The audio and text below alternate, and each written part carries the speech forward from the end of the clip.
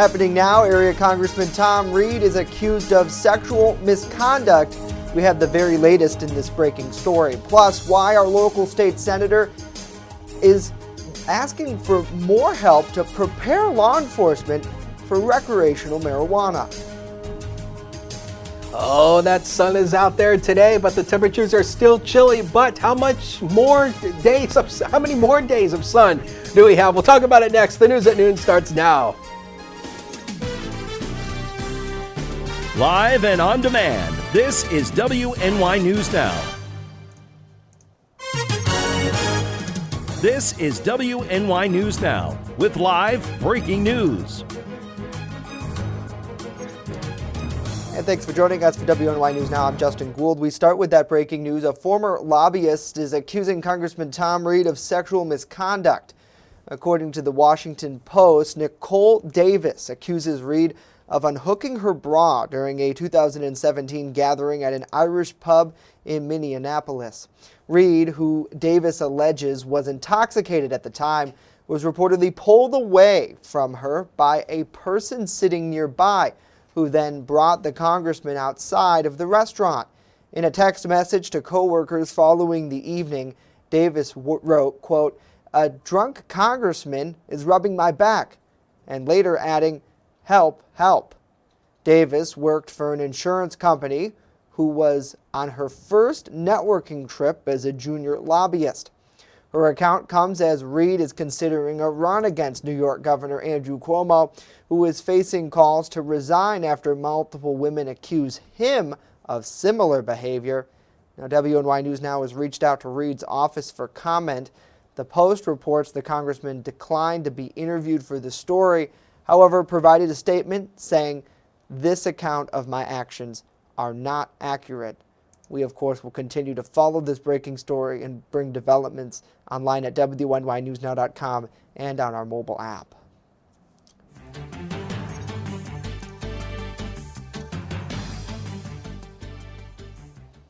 Well, the first woman to come forward with harassment allegations against New York Governor Andrew Cuomo is now revealing more details in a new report. Lindsay Boland spoke with The New Yorker in an article published last night. Now, in the piece, Boland recounted a more graphic moment from 2018 when she attended a meeting at the governor's mansion. At that meeting, she says she was making her way towards the entrance of the mansion with Cuomo when his puppy approached. According to Boland, after she reached down to pet the dog, Cuomo joked that if he were a dog, he would try to mount her as well. Boland saying she didn't respond and that she was grossed out. The former development aide to the governor first accused him of sexual harassment on Twitter in December. Cuomo has continued to deny that he acted inappropriately towards her or any of the other women who now have come forward to make allegations. Meanwhile, there are concerns that the governor is interfering with New York Attorney General's investigation into those allegations. Cuomo recently declining to comment any further on the alleged misconduct and has avoided questions from the media. Well, President Biden is touting major progress in vaccinating Americans against COVID-19. As Meredith Wood reports, the news comes as more states in the U.S. are seeing the number of new cases on the rise and health officials warning against dangerous variants of the virus. President Joe Biden announcing Thursday, 58 days into our administration, we will have met my goal of administering 100 million shots. The nation set to hit the milestone on Friday, weeks ahead of the 100-day mark Biden promised. Around 1 in 8 Americans are now fully vaccinated, according to the CDC. This is a time for optimism, but it's not a time for relaxation. Across the country, the average daily number of COVID deaths and hospitalizations remains down. But 17 states are seeing increases in the average daily number of new COVID-19 cases. I think that we are on the cusp of a fourth surge right now. The increase in cases comes during a spring break travel surge and as many businesses begin reopening their doors. AMC opening 98% of its movie theaters nationwide by Friday. Also on Friday, the CDC is expected to update its physical distancing guidelines for schools, which may mean more children in classrooms. Indeed, because 6 feet has been such a challenge, science has leaned in, and there are now emerging studies on the question between 3 feet and 6 feet. As new, more contagious variants of the coronavirus spread, top health officials remain focused on vaccinating as many people as quickly as possible. If we get the overwhelming population vaccinated, we're going to be in good shape. We ultimately would like to get and have to get children into that mix. I'm Meredith Wood reporting. Meredith, thank you. President Biden says he plans to announce the administration's next goal for vaccinating sometime next week. Well, Jamestown's representative in New York State Senate is calling for additional funding to support law enforcement training that would be necessary if the state legalizes recreational marijuana. Senator George Borrello says there is currently a lack of certified drug recognition experts among the law enforcement community, a critical position that properly identifies those driving under the influence of the drug. In order to properly roll out these specialized training, the senator is calling on the state to allocate $600 million to fund the mandate. I hear often from people that marijuana should be treated the same as alcohol. And if that's the case, then we need the same type of public safety measures that we already have in place to deal with alcohol for marijuana, and we are nowhere close to those. The senator says that he remains opposed to legalizing marijuana for many reasons, including its impact on public health, rates of substance abuse, and traffic safety. He cited statistics showing an increase in traffic accidents where recreational marijuana was legalized. Well, Jamestown City Council's Public Safety Committee will be holding a special meeting on Monday to present a finalized police reform plan. The plan is part of New York State's police reform initiative. It will be presented live for the council and the public at 6 o'clock at the city's official website. In addition, the plan will discuss further by the council afterwards during its work session. And Councilwoman Vicki James, who has been outspoken during the reform discussions, said earlier this month that she believes the work poured into the talks will lead to a final report that the community can be proud of. I know we're going to have a shining document, a working, not only, because a lot of people put a lot of heart and soul and thought in it, and Chief Jackson and, in his police officers, Forcer, and, our newly outreach officer. When you start naming people, you're like, oh God, you don't want to leave nobody out. But, everybody who has worked on this, especially the community, it's just been an amazing process, that we've gone through. And I'm just it makes me really proud of our city to see, the work that we have already had completed. The public can see the entire plan right now on the city's website. It would need to be voted on during the council's March voting session, which is the 29th, in order to meet the governor's office April 1st deadline. Well, we thank you for joining us for WNY News Now as we get a check of some local news headlines this half hour. Let us know what you think about these stories and more in the comments down below. It's great to see Tiffany, good to see Pam, Kelly, Ron, Dave, Joseph, Cindy, and Edward as well. Happy Friday afternoon to all of you. We appreciate you tuning in. Well, now let's get a check of our weather forecast. Chief Forecaster Dakota Hunter standing by with that. Happy Friday, Dakota. Happy Friday, Justin, and happy Friday to all of you. Happy last day of winter. Tomorrow starts spring officially, and boy, it's looking like spring out there. This is the live camera coming from the Chautauqua Institution, but it's still cold, 30 degrees out there right now. But yeah, it's still a very nice day out there. And Justin, you took this picture on your way into work this morning, and you can see the sun rising over Randolph on I-86. That's a great shot. And of course, if you have any pictures or videos of the weather, Hunters WX on Twitter, the First Defense weather page on Facebook, and always use that hashtag MyLocalWX. I dare you to find one cloud on this satellite imagery. Here's a hint. You won't find any. High pressure firmly in control over our area, so that is keeping, okay, I exaggerated. There's a little small speck of clouds right there.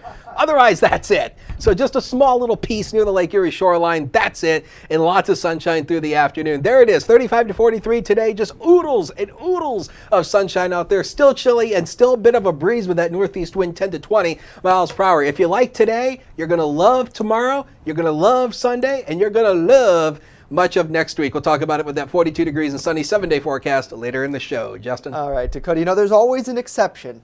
Always. Yep, exactly. Thank you. Well, 2 area Democrats will not seek re-election for their positions this fall.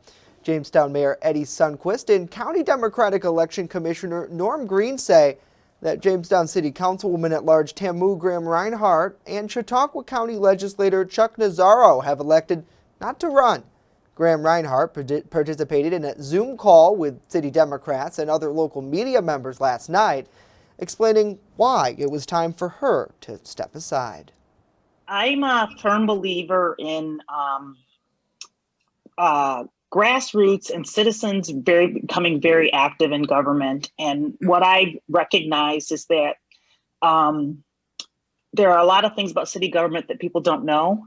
And the more who have an opportunity to kind of see behind the curtain, I think the better it is. And so I feel like I've done what I came to do on council, and would like to give other people in the city the opportunity to move their agendas forward.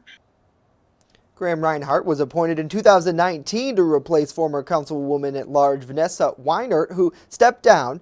She was elected in 2019 to serve a full term.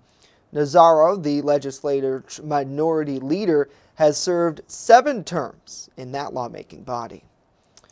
Well, a former candidate for the New York State Assembly will be running for a Jamestown City Council at-large seat this November.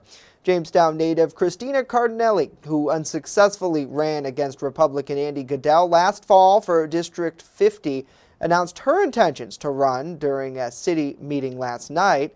Now, our Matt Hummel asked her about what she can take away from her campaign with the Assembly as she attempts to serve at the city level, telling Matt that she knew what she wanted to do was make a difference at her hometown level. When I was running during the state assembly campaign, I was thrilled to be there, and I was so invigorated and I was so excited. There was always like this little voice in the back of my head that said, "What are you doing for the city of Jamestown? This is your home. This is where you're from. This is where you have spent your entire life. And if you are running for state assembly, how much of that effort can be specific to your home, to the city of Jamestown, to the people that you went to school with and their parents and all of the families that I know?" And although I was not able to move on to state assembly, now I get to answer that little voice that I've always had. Now, the City Zoning Board of Appeals Chairperson Elinda Tonto and Chautauqua Institution Director of Youth and Family Programs Alyssa Porter will also be running as Democrats for the at-large position. Next, here, a lot more to tell you about how much local colleges are slated to get in federal aid. And later, what new materials will be headed to the National Comedy Center here in Jamestown. Stay with us as we wrap out this Friday afternoon.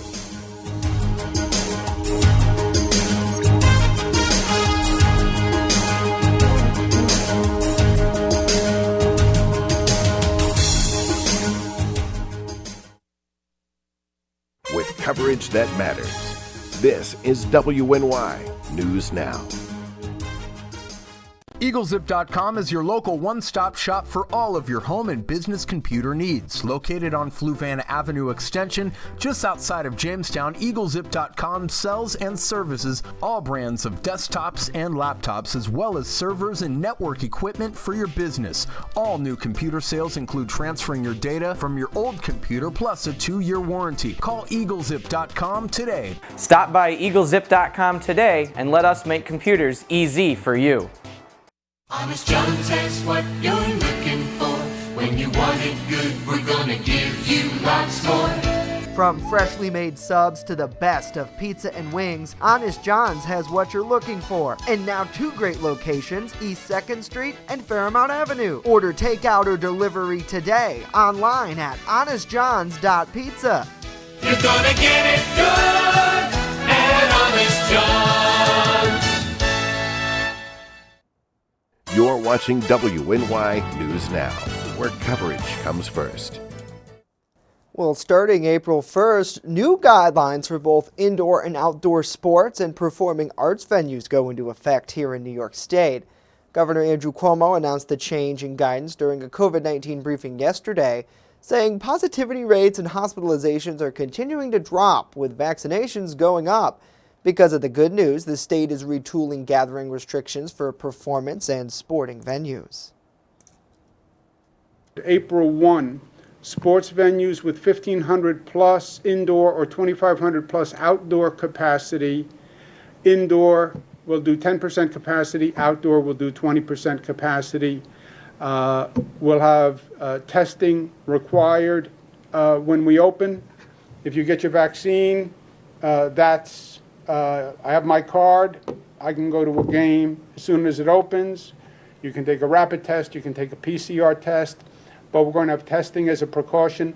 As time moves on and as our experience grows and we see how the games work, we then right away do what's called contact tracing, where we follow up on the game to see if anybody got infected, etc. And I think you're going to see the capacity increase. Now on sports travel, the governor announced that starting March 27th, restrictions will be lifted. He also addressed outdoor performing arts venues, saying that on April 1, large venues with 2,500 seat capacity or more could open at 20% capacity as well. Well, 3 colleges in Chautauqua County are slated to receive over $22 million in funding from the American Rescue Plan. That's according to U.S. Senator Chuck Schumer, who says SUNY JCC will get $8 million, Jamestown Business College $163,000, and SUNY Fredonia receiving over $14 million. He says that public and non-for-profit schools are directed to give half of the financial assistance directly to students to help with college costs and basic needs like housing, food, and health care. The remaining funding, Schumer says, should be used to deliver additional student support activities covering additional costs and reimbursement caused by the pandemic.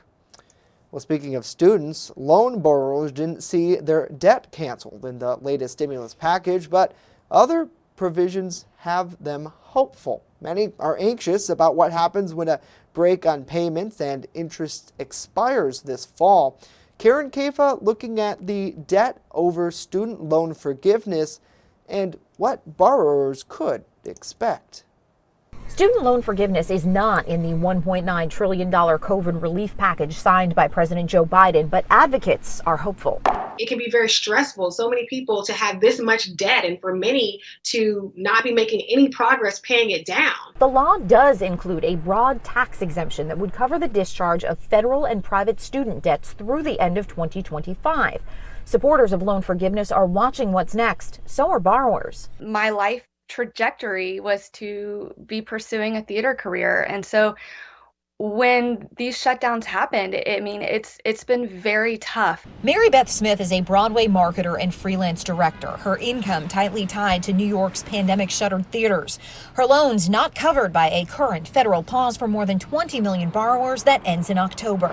I still had student loans, student loan payments and accruing interest. All of that was still intact for me once COVID shut everything down. Natalia Abrams of the advocacy group Student Debt Crisis says widespread debt cancellation could be a stimulus of its own. The domino effect has been that when folks have high student debt payments, $1,000, $2,000 per month, they can't buy houses, they can't buy cars, they aren't able to make small purchases to help that small business out. Senate Majority Leader Chuck Schumer is among congressional Democrats pushing President Biden to eliminate up to $50,000 per borrower by executive order. President Biden has taken some good steps in the direction of student debt, but we think he has to go much further. But Biden has signaled a preference for Congress to act and for a $10,000 cap, framing a debate of 10 versus 50. Critics of loan forgiveness point to studies like a Goldman Sachs analysis that found forgiving $10,000 per borrower would add less than 0.1% to U.S. GDP.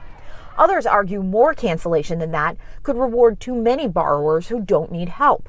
Ashley Harrington of the Center for Responsible Lending says it could level the playing field for those who do, especially borrowers of color who lean more on loans for their higher education. There are so many Black and brown families who make a middle-class income, but are unable to live a middle-class lifestyle because the student debt is holding them back from doing all the things we'd associate with middle class, right? Buying a house, starting a business, saving for retirement. More than 45 million Americans carry student loan debt. In Washington, I'm Karen Kefa. Karen, thank you. Well, the National Comedy Center in Jamestown will soon become the home of comedy legend Carl Raynor's archives. The center announced the family is donating his creative papers, scripts, and other artifacts. Raynor, who passed away last summer, had a career in comedy spanning 7 decades.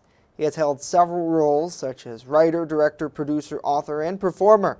The center will also formally name its ongoing work to preserve comedy's heritage in his honor, who was part of a founding advisory board for the center. A new multimedia exhibit on his work and contribution to the art form plans to open next year. Certainly pretty exciting. Let us know what you think about that and more in the comments down below. We always love to hear from you. And one thing that a lot of people might be loving over the next couple of days is our weather forecast. Chief Forecaster Dakota Hunter joining us now with a full look at that. And I know, Dakota, tomorrow and Sunday are going to be some of the best days, but it seems like it's only going to get better as we head into the future. Oh, yes, it is. It is going to get much better as we head into next week. Let's take a look at the graphics. And tomorrow starts spring officially on the calendar at 5:37 a.m. That's when the spring equinox will occur. So today is that last day of dreaded winter, but we all know spring officially usually doesn't get going around here until, what, the first part of June? Usually 40 was the high yesterday. We started the day at 27, 77, and 2 below zero are the record highs and lows set at the airport. So let's talk about that weekend because it is going to be fantastic. So Saturday, lots of sunshine in for the first day of spring, and we've got a pair of 5s out there as well. So spring is here. Yippee! And it's going to be feeling like it too. And also tomorrow is the St. Patrick's Day celebration in Brooklyn Square. They will be turning the Chautauqua River green. So it starts at 11 a.m. So it is going to be a chilly start to the day, likely 31 at 10, 36 at 11, and 41 by noon as you head to Tim Hortons and get yourself some nice food there. And also some of the other downtown restaurants that are open as well. But there will be a lot of sunshine out there. And Sunday, we're going to go 62 degrees. It's feeling like spring out there as well. So both weekend days will be great to get out and do anything outdoors. It is going to be fantastic. So here's what's going on. There's a big dome of high pressure that is sitting over the eastern Great Lakes, and this is why there's no clouds around, and that's going to stay in control pretty much all the way through much of next week. And I wanted to show you this out here in Washington State because see these red polygons popping up? There were a couple tornado warnings out in Washington this morning. First time since I believe 1993 they had tornado warnings out there. So it's not unprecedented, but it doesn't happen often. So a little bit of severe weather out there. Lots of sunshine downtown right now. It's still cold, 29 as a noon hour. Lots of sunshine though. Northeast wind to 16. And look at that dew point, 8.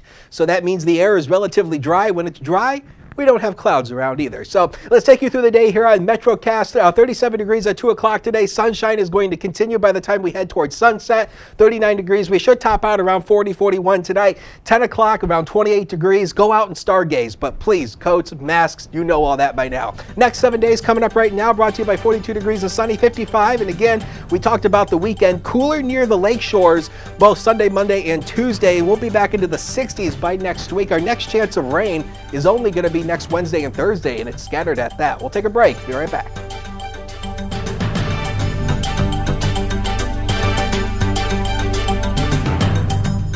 First Defense Weather is sponsored by 42 Degrees and Sunny. Smokin' deals on smoking accessories. Learn more at 42degreesandsunny.com. That's 42degreesandsunny.com. You're watching WNY News Now, your source for breaking news. It's not just what we say, it's what we do. Local first. It isn't just our slogan. It's our mindset every single day. So whether you're watching our daily live streams or staying up to date with reports on our website and mobile app, you'll always see the same attention to detail from reporters who passionately care about our community, who have one goal in mind: to always put the facts first. For me, it's more than just getting the forecast right. What I love the most about my job is that I come into work every day to help break down the weather, letting people know how this is going to impact their day. We take pride that First Defense Weather is the only local weather team in the Southern Tier. We don't just copy and paste our weather from outside sources. Every part of our forecast is handmade right here in-house, something our team really takes pride in. What matters to you matters to us. Every story, every day. WNY News Now, where coverage comes first. With coverage that matters, this is WNY News Now. And welcome back to WNY News Now. In an effort to help our furry friends find a forever home, we're partnered with the Chautauqua County Humane Society in a segment called The Pet of the Week. Joining us live is Amanda Sublett to talk more about this week's featured furry friend. And Amanda, I know this is a special set of kittens that's awfully close to you right now. Yes, I want to show you these guys here. They're sleeping, all cuddled up. They're about 2.5 weeks old, so I'm currently fostering them. And we have more kittens like this that are going to be coming in that we're going to need fosters for. These guys particularly are bottle fed because mom was not found with them. So we're looking for somebody who's willing to, just like a human baby, feed them every couple of hours and help them grow up until they're about 8 weeks of age. Wow. So how big of a part of the operations you do at the Humane Society involves fosters? Because I imagine there are situations like this where you find younger kittens or even maybe dogs or other animals who don't have their mom with them, and they obviously need a little extra help. Well, in the springtime, when we get a lot more of those younger ones, we see a lot of that happening. We do need those fosters ready and able to go, ready to take them on. They are cats, there are dogs. Sometimes we do have other animals, but the babies are not the only need we have for foster. Sometimes the adult animals need to go into a home that's a little bit quieter, less stressful, where they can have one-on-one time with a person and help them de-stress and with their behavior in that sense, so that they can find the right home on their own time. Yeah, certainly. Now, if someone's interested in joining in the process and becoming a foster, what are some of the things they have to do and maybe that they'd have to prepare their home for in order to have a safe place for, say, kittens like this? Honestly, this is really easy. These guys are young enough. They live in this carrier at the moment because they sleep a lot.